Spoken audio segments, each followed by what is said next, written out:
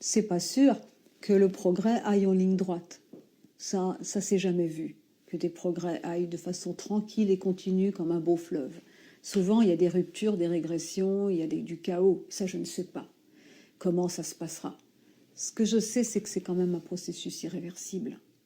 En tout cas, dans la prise de conscience, dans l'évolution, mais avec pour nous qui vivons aujourd'hui, qui sommes adultes aujourd'hui, une très grande angoisse. Par exemple, sur l'écologie, liée au fait que nous sommes les premiers, à savoir à quel point nous arrivons à des seuils, à des points de non-retour, hein, puisque si on ne réduit pas justement le réchauffement climatique à moins d'1,5, eh bien, ce sera d'autant plus cher, d'autant plus difficile de combattre le réchauffement climatique et toutes ces conséquences au niveau des réfugiés climatiques, c'est-à-dire aussi qui pèseront sur la démocratie, la paix, etc. Et puis ce sont des problèmes qui attaquent notre survie, l'alimentation, l'eau, l'air. Bon. Donc nous sommes les premiers à prendre conscience de ça et les derniers à pouvoir faire quelque chose. Ce qui veut dire que c'est vraiment un sentiment d'urgence, une inquiétude qui est constante. Il y va de notre salut. L'humanité ne peut absolument pas continuer, mais même plus au niveau de sa survie, à vivre à ce train-là.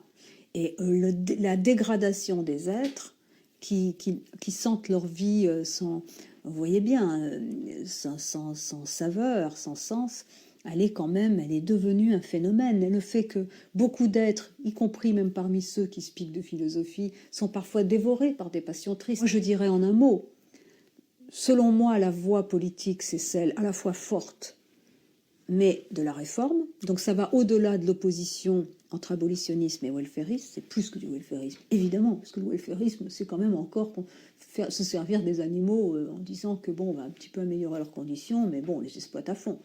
Mais c'est un abolitionnisme, si vous voulez, mais j'aime pas trop le mot. C'est plutôt viser un horizon et construire une société à long terme, peut-être, sans exploitation animale, et à court terme, de transition vers cela, et avec tout le monde.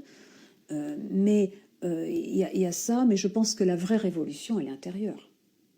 C'est les individus. Il faut qu'ils changent. Il y a l'idée de changer sa manière de se considérer soi, sa place dans le monde, donc par rapport au monde que moi j'appelle les nourritures, donc pas seulement la nature comme ressource, dans les milieux, dans leur dimension à la fois naturelle et culturelle, et dans leur rapport aux autres vivants et non vivants, qui sont finalement au cœur de soi, hein, puisque dès qu'on mange, on est toujours en rapport avec les autres vivants, les autres humains, donc on n'est jamais seul. Le sujet est toujours interrelationnel.